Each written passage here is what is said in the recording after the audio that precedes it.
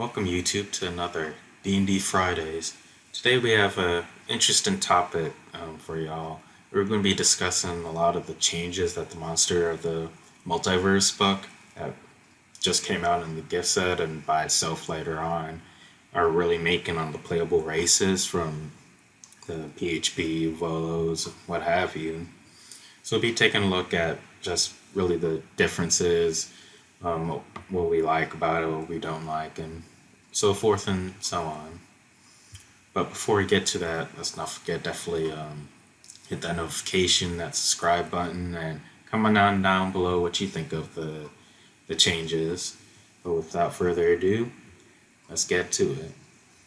First off, just want to really reiterate that with this, I think that GMs have their own choices on whether they will follow the old school races or utilize the updated versions of the playable races. So there's definitely check with your GM on which way you're gonna go, so you know how to build your character. But when it comes to the characters, so we have two sections. We have updates that really apply to everybody in general, and more specific updates as it relates to each of the different races or sub races. So when it comes to the whole general update to the playable races, so instead of whatever ability score that a race generally get, like two floating ones from the variant human or what have you, instead of that, everybody has a floating +2 and a floating +1 that you can put wherever, just like in Tasha's. Also, the average age of each race has been removed. The average is about a century, except for longer lived stuff such as gnomes, dwarves, elves, what have you. Same thing with alignments. Any races that might have had an alignment, those are removed. So basically, those are the big changes in general. From what I've read, some of the reason behind that was to help make it easier for players to create a character that they want without having to min max. Honestly, I kind of think that reason is a little bit of a BS reason. Mm. Because with the ability to rearrange your scores from Tasha's, you could already do that. Exactly. Yeah. And and, and I honestly don't know any GM who would not allow Tasha's stuff. To be honest, maybe a subclass, but this type of stuff from Tasha's, I don't think any GM would probably ban. Yeah. I mean, Unlikely. I agree. I don't think that there would be much concern over using the abilities from Tasha's to be able to move those float those points already. So I, I guess it's really just them making the rules from Tasha the base rules at this point, which I honestly am not entirely. I don't understand the reasoning behind it, but people liked it when it came out, and maybe it's just super popular right now, and that's what people want to be able to do with everything. Honestly, when I saw this, the first thing I thought about is they are they are buffing the already good min maxy power gamey sort of races with this. So that would be your variant humans, your custom lineages, your elves. Those are like three of the most heavily used races for general optimization, and I feel like these two scores really buffed them to greater heights because with variant human you had two floating +1s. Now you have a floating +1 and a floating +2. Right. With custom lineage, you had a floating +2. Now you also have a floating +1. Right. You know, with pretty much all full L's that I can think of, you already had a +2 and a +1, so that didn't do anything to that. I think the only like major race that major optimized race that got a debuff from this are half elves because they had a Mhm. +2 and two +1s. Yeah. But other than that, I think that to my knowledge, everything else either stayed the same or got a good buff. Yep. So I think so. This might just be, I think, based off of that, that is not that's going against the reasoning that I've been seeing. Yeah, maybe that's what they wanted to do was just raise the floor of all of the power levels for um, you know all races and all types, across the board, no matter what. So Could be, but in terms of actual player races and subclasses now. So first off, we have the Aarakocra. So they got a little bit of a buff and nerf. So their walking speed is now 30, as opposed to I think it was 20 beforehand. But their flying speed is now 30 to match their walking speed, as opposed to the 50 that it was before. mm, So I know I know there's probably still going to be a decent number of GMs that probably ban Aarakocras because of flying, mm, but at least you don't have to worry about a massive 50-foot flying speed now. So it's a little bit better, I think, in terms of that regards. mm, And their talons deal a D6 instead of a D4.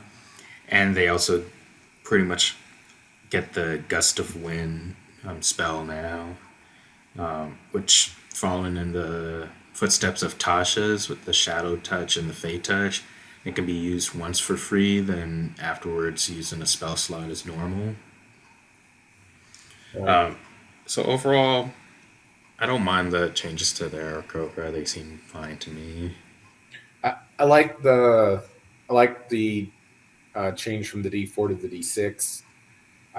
I, a little disappointed um, about the flying speed from 50 all the way down to 30. I think I probably would have probably put it right in the middle At 40. at 40. Because in my head, you should be able to move a little bit farther when you're in the air because you're not having to deal with potentially rough terrain or other people. So for me, I think I would have liked to seen that, but it does make management of the combat and scenarios much easier for the DM if they don't have to worry about having two different speeds on a character. So, but I think overall, not bad changes there. Yeah. Next up, we have the Furbolg. So basically, the innate magic they get, they can use spell slots to cast detect magic, and and now they can also use hidden step ability up to their proficiency times per long rest now, as opposed to the short rest. And speech of beast and land now works on vegetation.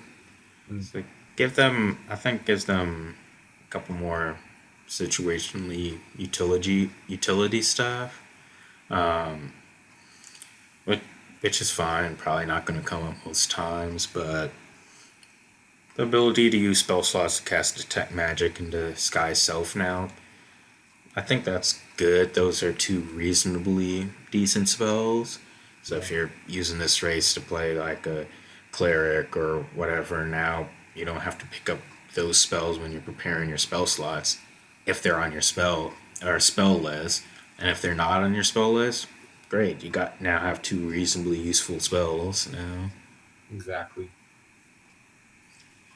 So overall, I think they get decent um, one decent upgrade and one very situational upgrade.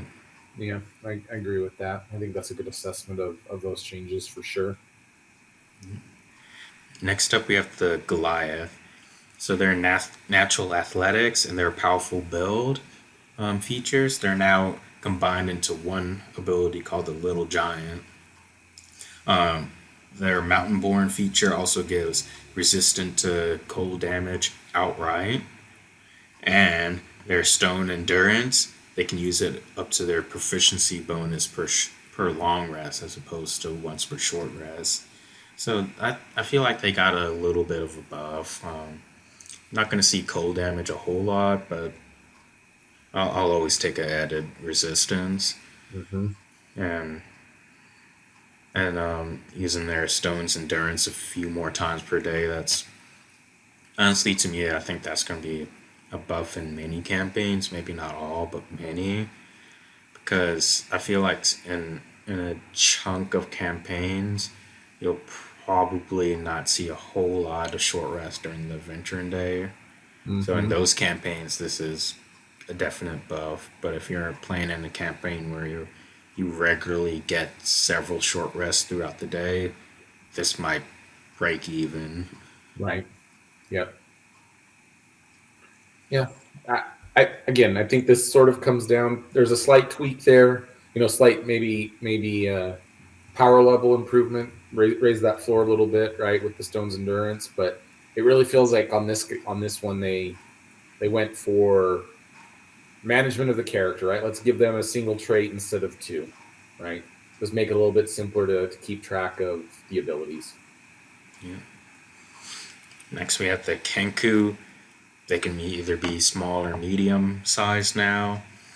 The Kenku training has been replaced by Kenku recall, which allows them to just pick any two skills to have proficiency with now. And then it also lets them have advantage on skill checks up to a number of times equal to proficiency bonus per long rest. So, fine things. Nothing too crazy. Added skill proficiencies is always useful. Yep. A couple times a day of advantage on a skill check. That's pretty good if you're trying to like stealth up to something or whatnot. I think that's probably the best upgrade out of these changes, in my opinion. Is just the few times a day advantage on the skill check. Right. Yep. Yeah.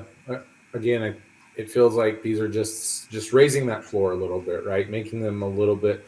I don't even know if it makes them more consistent, but it does feel like they're just a little bit more powerful. Maybe a little bit more useful when you do use them. So Yeah, so far I feel like things like Variant Human, Elves, Custom Lineage are still going to be the most powerful races, but so far I'm seeing that a lot of these other races are getting small minor buffs where at least they have something decent that you can yep. do with now in case you're trying to go for a flavorful type of character.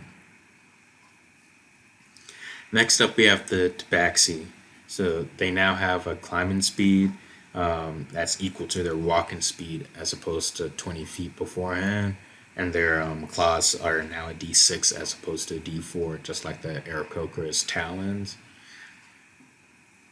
That's fine to me. I mean, it's probably both are situational, but Yeah. why not? Yeah. I think on this one, I would I would have was the climbing speed higher on the Tabaxi before? 20 feet, I believe it was. It was 20 feet. Oh, so they raised it to match the walking speed. Yeah. See, I kind of like I think I would have left that climbing speed because I think it's harder to climb than it is to walk. So in my imaginary world over here, it, I don't see a huge problem with having a climbing speed that's slightly lower than your walking speed. So, but again, I think this comes down to management of the character, the overhead of okay, are you climbing? Are you walking? What do you do? Oh, it's 20 feet this time instead of 30 feet when you just walk on the floor. So You again, just I think have one number to yeah, remember instead of two. yep, exactly. Yeah, I agree. I think that's what they're doing with some of these things is just make it easier for players, especially newer players, which is what 5e is all about, is that ease of newer players and stuff, things of Yep, that nature. agreed. Next up is the Turtle. the Master Oogway of D&D. They can now be medium or small. Their claws deal a d6 instead of a d4. Survival instinct has been replaced by nature's intuition, which lets them choose a skill proficiency in either animal handling, medicine, nature, perception, stealth, or survival. So, decent things. I think the nature intuition is probably the better of those three things. Mm-hmm. And to be honest, I think a lot, not all, but I think a good chunk of players are probably going to go for either that perception or that stealth proficiency. Probably. This those are out of those skill proficiencies, those two come up the most. Yep. But still choose whichever skill proficiency you want to go with. Yeah. Whatever fit the character concept that you're going for. Agreed. Yeah. Next up, we have the Triton, the Merman and Merfolk sort of race of D&D. Yep. So they now have dark vision. Their control air and water spells can also be cast using spell slots. They could choose charisma, intelligence, or wisdom as the modifier for those spells. Emissary of the Sea now works on any beast, elemental, or monstrosity with the swimming speed, as opposed to more so the more limited version that they had beforehand. So I think they have some useful things. My favorite part about this is they actually have dark vision now, which, to be fair, I think should have been in the book from the get go. But I mean, for anybody that's been out in the ocean and whatnot, once you get more than a few feet down, especially in deep water, it's pitch black down there. It's pitch black. Yeah. So, Yeah. That addition totally makes sense. I think it fits in with the ocean and the sea, to your example, exactly. So, and updating the emissary of the sea to be able to communicate with anything, with a beast, elemental, or monstrosity with swimming speed makes total sense, right? They're supposed to be masters of the ocean, right? So let them be able to communicate with creatures that live in the water. yeah. So next up, we have the Deep Gnome. So they have severe noblin camouflage, which lets them take advantage of which gives them advantage on any dexterity stealth checks, but it can only be used equal to their proficiency bonus on a long rest. Their gnomish magic resistance give them advantage on charisma, intelligence, and wisdom saving throws versus spells. And their gift also allows them to cast Disguise Self at 3rd level and non-detection at 5th level. And then they can be also cast with spell slots once per long rest. Of course, same with charisma, intelligence, or wisdom modifier, your choice. Yep. So some interesting things. I really like the ability to give them advantage on any stealth check equal to your proficiency bonus, because I feel like a lot of times you need it more. Like, you don't find yourself trying to go through rocky terrain all the time. Sometimes you're stealthing through a warehouse or through a forest or something like that. Yeah. So I like that. Yeah. I again, raise the floor a little bit of the power level for the creature, give them a little bit more utility, a little bit more oomph. I do find it interesting that in my notes here it says that they've increased their speed to 30 feet. I always thought that was a cute little trait of a gnome, is that they only could go 25 feet. So I do find it interesting that they're sort of standardizing here with all of the movements and the movements. Yeah, that's a cool little nifty thing that they got a little slight extra movement increase. The next up is the Duergar. So the albino dwarfs, pretty much. So they no longer have Undercommon as a bonus language. Instead of Duergar Resilience, they have Dwarven Resilience, which is the same poison stuff as normal dwarves. They also have Psionic Fortitude, which gives advantage on saves against the charm condition. And the Duergar magic spells are no longer affected by sunlight and can be cast with relevant slots. And of course, charisma, intelligence, or wisdom modifier, your choice. I like this. The psionic fortitude, I think, is one of the good things about this, because the charm condition does come up reasonably often, whether it's charm person, suggestion, hypnotic pattern, things like that. They come up reasonably often enough. Mm-hmm. And be able to also have resistance against poison related stuff pretty much. I think that really helps them out a bit. Yeah.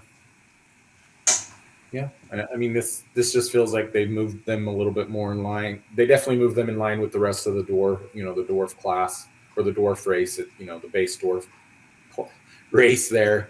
So again, I'm becoming a broken record here, just sort of standardizing and trying to use the same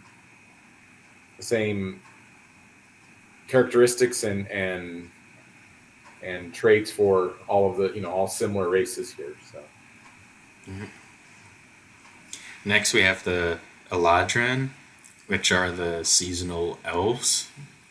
So in the phase step race feature can be used a number of times equal to their proficiency bonus per long rest. Now, the summer variation now deals damage equal to proficiency bonus and not the charisma modifier. So not a whole lot of updates here. I think the biggest update is to the summer variation. It's now a proficiency bonus, so now if you're playing the summer Eladrin on something that's not a charisma based character, you still get a good bonus. sure. As a lot of times I feel like charisma is kind of like intelligence and strength. If you're not really focusing in on that specific stat, you usually either dump it with an 8 or maybe like a 10 or something like that. So I feel like giving that equal to your proficiency bonus is helpful. Yeah. Yeah, that's definitely a theme that I've noticed, is that they've pulled in the proficiency bonus a lot into these calculations also. Yeah. Yeah, and the thing that I like about that is because it's proficiency bonus, you're going to expect the same result no matter what type of race, class, whatever combination that you pull. It's going to be the same. So you kind of get that ingrained in your head of, oh yeah, no problem. I know exactly what this is going to do, instead of having to calculate this based on your modifier, or when you go up in level or whatever. Sure. Yeah. Yeah. I mean, I think that's a legitimate point there. I think it does take away a little bit from the uniqueness of, that the uniqueness of playing a specific race, not using this new rule set from Monsters of the Multiverse. But I think you make a really valid point that it's not really so much a con; it's just different, right? Because there are some pros there around having that consistency, right? Not having to remember the formula for calculating a slope, and the next character remembering what Pythagorean's theorem is, right? So Yeah, exactly. The next updates are to the Sea Elf. Um, Instead of the Sea Elf training, they have Child of the Sea, which gives cold resistance now. That's the only upgrade they get. Makes sense. You're in the sea, the ocean. Cold resistance makes sense. yeah, yep, agreed. The next update is to the Shattered Kai. So Blessing of the Raven Queen can now be used equal to the number of times equal to your proficiency bonus. So Again, we see that change to utilizing your proficiency bonus number of times. Yep. So next up, we have changes to the bugbear. So now they have the Fey Ancestry ability. Um, and also they have the sneaky feature now allows them to squeeze into small spaces as well. And their surprise attack can be used outside of the character's first turn. So I think a lot of the good stuff now, Fey Ancestry is good. We all know how good that is from the elves. Um, to be able to slip into small spaces, that that could potentially be useful, especially in some sort of like exploration type of thing, or some sort of like sneaking, stealthy type of thing. And then to be able to use the surprise attack outside of the character's first turn, I really like that because beforehand it was like I'm a bugbear.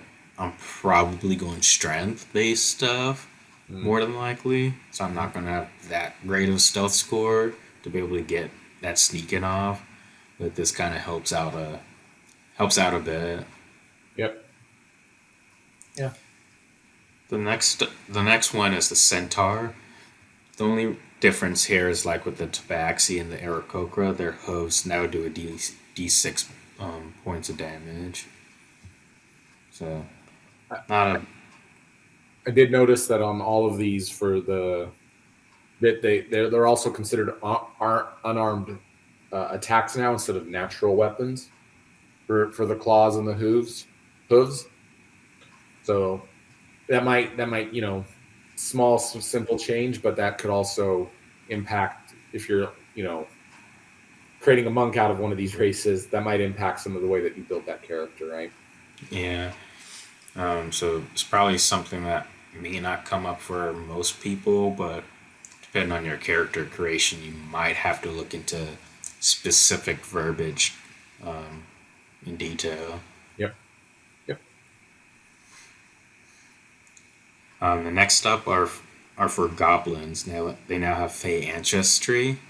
Their furry, the small, now deals damage equal to proficiency bonus, and it can only be used once per round, equal to your proficiency bonus number of times per long rest.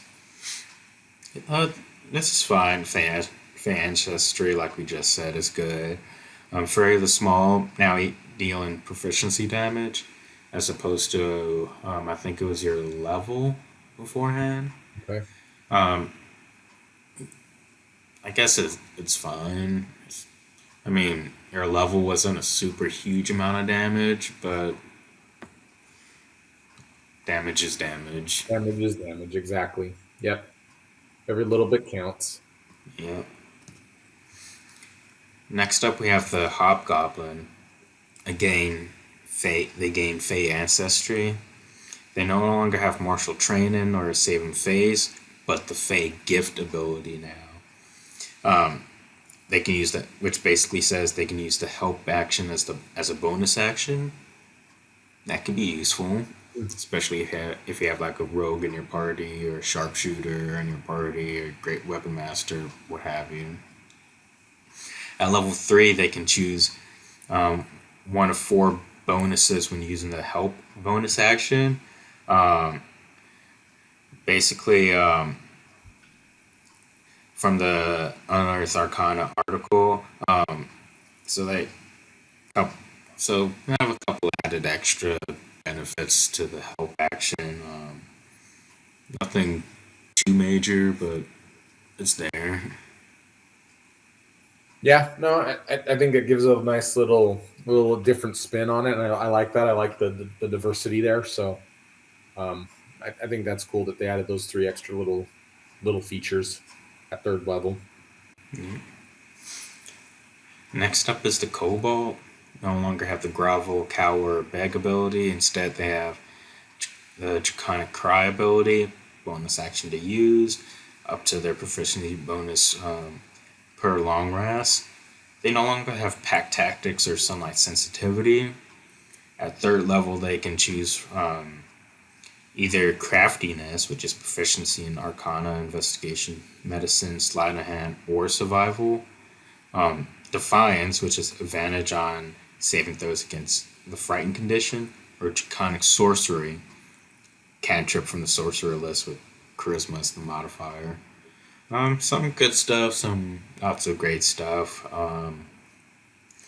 The loss of pack tactics are probably the biggest detriment for this race, but not having sunlight sensitivity is a great thing. Yeah, it, I guess my thought here is I think as a player character, these are probably good changes because it makes it easier to actually be able to play a kobold.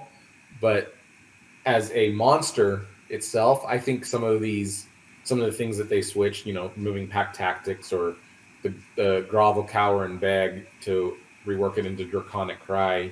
I think as it would be interesting to be able to come across two different tribes of kobolds and have one be the courageous draconic lineage, sort of like, I know I'm from the loins of a dragon somewhere back 10,000 years ago sort of mentality, and the other is like, I've never been, we've only ever lived in this cave, I don't know what the real world's ever like, and being able to have that dichotomy there.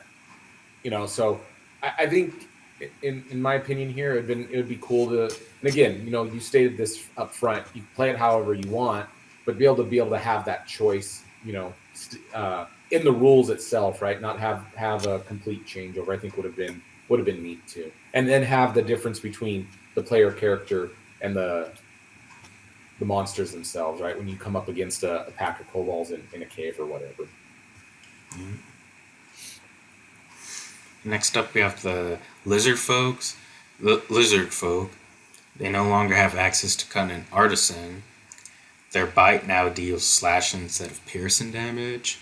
Hungry Jaws now give temporary HP equal to proficiency bonus. Number of times equal to your proficiency bonus per long rest.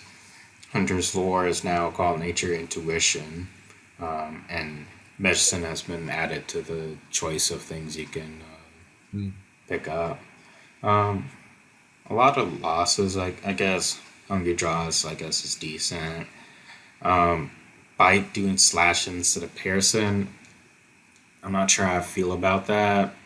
I guess I can see slashing if you're tearing flesh from flesh, but I think piercing fits slightly better because you're actually digging into flesh.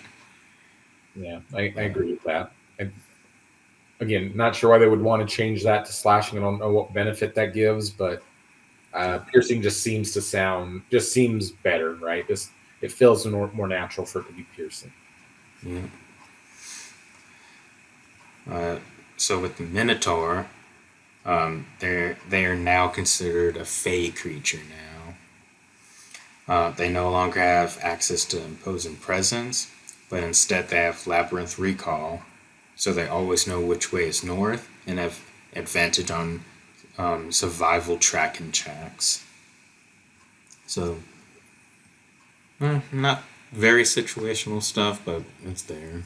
Yeah, just make your Minotaur your ranger, and you're good to go. Pretty much. So with the orc, they now have adrenaline rush instead of aggressive. This lets them dash as a bonus action, equal to their proficiency bonus per long rest. Gives them temp HP equal to their proficiency bonus. And they no longer have medicine, but the relentless endurance from the half orc instead. So, decent. As far as from what I understand is if you're using the plus 2 and plus 1 floating ability score, you don't get the -1 that you typically see from orcs. So that is probably one of the few buffs that I can see for this class. Sure. So next up is the Satyr. The only difference is the RAM feature is now a D6 instead of a D4. Next up is the Yuan Ti, which is probably the other thing that I don't particularly like from this book. So poison immunity is now replaced with poison resilience, as and is now weaker. As instead of yeah, I'm immune to poison, I'm only resistant to poison damage and the poison condition. Innate spellcasting is now serpentine spellcasting. Player can choose charisma, intelligence, or wisdom as the modifier, and suggestion can be cast by expending a second level spell slot. Mm-hmm. The suggestion part is fine, it's decent. The thing that really got under my skin though was you now have a resistance to poison damage and poison condition as opposed to outright immunity to it. Right. I feel like yeah, you still have the magic resistance, but that was the other to me that was the other draw to this class was one of the very few things that gave you an actual immunity. And to Mm-hmm. my knowledge, the only race that gives you an immunity. No, to my knowledge, the only other non-spell that would give you immunities to something, non-spell, non-magic item, was Storm Sorcerer, Forge Domain Cleric. Mm. I think that's it. Okay. Maybe one other, but that's about it. So I'm like, why take out something that's rare to begin with? Yeah. No, I agree with that. I also think it's pretty flavorful to have a snake humanoid being resistant to poison or immune to poison. Excuse me, immune because their body is potentially producing poison or venom, right? They And should be immune to their own right, venom. exactly. There's an argument to be made that you would be immune to your own venom. So yeah, it, I agree with you. I think this is a little bit disappointing that they changed that. Yeah. Me personally, whenever I'm running a GM game, if I was to let everything else come in from this book, I would still say, hey, players, you can use the old school Yuan-Ti if you want that as your class. Um, so next up, the ASMR, Healing Hands, is number of D4s equal to proficiency bonus uh, instead of your level and healing. No longer subtypes for ASMRs. Instead, they have Celestial Revelation at level 3. It only uses a bonus action, and basically you can choose which one of those three auras that you get to use. And they all deal damage equal to proficiency bonus instead of character level. So the healing hands, I think it's a balance-ish type trade-off. The other one I kind of enjoy because beforehand you needed to use an action to pop that aura. Now it's a bonus action. So Yeah, I think utilizing the bonus action a little bit more in these changes is definitely a good thing. Gives you a little bit more of that. I'll throw this phrase out there: action economy. yep, for all of our optimizers out there. Next up, you have the Changeling. They're considered a Fae. It can be either medium or small. Their Changeling instincts. You can now have the performance skill as an option, and their shapeshifter feature allows the character to switch between medium and small. All very flavorful things. Nothing Yeah, super powerful. yeah, nothing. Again, curious why they went with Fae instead of leaving them as humanoid, and for the creature type here. What was the reasoning behind that change? Because you could make the argument that there was an accident and that's what made you a change. We went from human to a changeling. There was some accident in there, but now pick changeling. You're now just a Fae. So just curious around some of the reasoning why they did that. The Fairy and the Harengon from the Wildbound, the Richlight are unchanged. The Genasi can be either small or medium. They all have dark vision.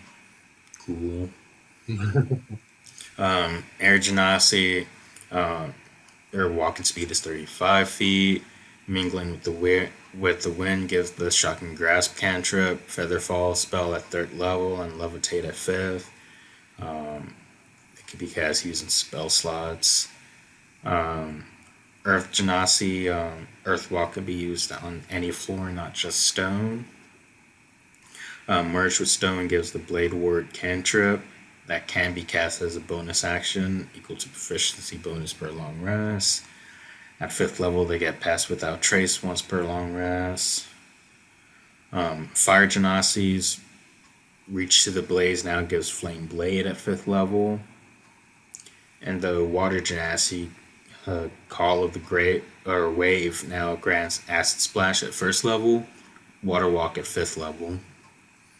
All useful things for all those Genasis. Nothing super broken, but fun spells. Yeah.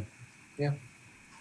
With the Githyanki, they no longer have Decadent Mastery and Martial Prodigy. Instead, they have Astral Knowledge, which lets them choose a skill and one weapon or two proficiency per long rest, which they can change at next long rest.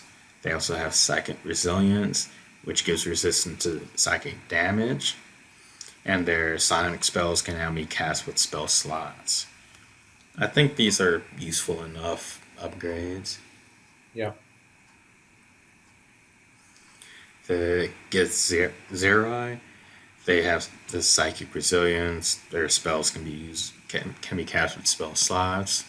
Nothing we haven't seen before. Exactly. And the Shifter, they no longer have sub races. Instead, they choose their former sub race ability as part of shifting at third level. And Bestial Nature lets them pick their skill at level 1 rather than getting it from their sub race, which are Acrobatics, Athletics, Intimidation, or Survival. Useful, but nothing super broken or anything like that. Yeah. Yeah. It looks like in my notes, it looks like they also get they have an ability called Longtooth. You can use it the same. You can now attack with your fangs using the same bonus action used to shift. So you don't have to just take your whole turn shifting. That's not bad. So that's pretty neat. So all in all, I think most of the races and sub races they got either like balancing out or something in terms of cool stuff that we might see like either like a slight uptick in their usefulness, or things that are like situational utility. It's cool, but it's nothing like a broken thing. Yeah.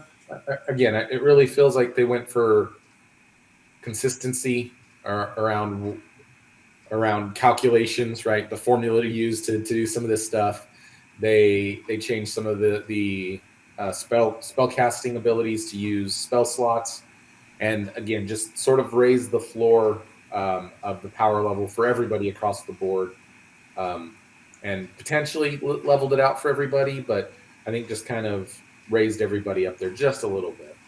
And I think they really took a page out of Tasha's for this, because a lot of the stuff we see now came from Tasha's, like using spell slots if you want to choose one of your mental stats as the modifier for those spells, proficiency bonus stuff, things of that nature, like you were saying. Mm-hmm. Yep. Exactly. So overall, I think most of the stuff is kind of cool, or at the very least, flavorful. Two things I didn't really care for, but other things I find were pretty flavorful. Yeah. No. Yeah, I agree. There, a handful of things that I'm very curious to understand their reasoning behind the changes, but I think a lot of them made sense, and some of them made sense from a flavor perspective too. So I agree. I agree with your assessment there. Yeah. I'll definitely be curious to see how everybody else thinks of these updates. This book comes out as part of the gift set already, but the single book will come out in May. Um, we'll see how this impacts future games and alike. But overall, decent changes, decent book, I guess. Um, if you do buy the gift set, though, make sure the person you're giving it to doesn't already have like 3 copies of the PHP and Xanathars, or else that's going to be a waste of $100 out of the. I think it's like 169 or something like that. The price tag. Wow. Yeah. Well, keep that in mind if you're looking to buy a gift for sure. Yep.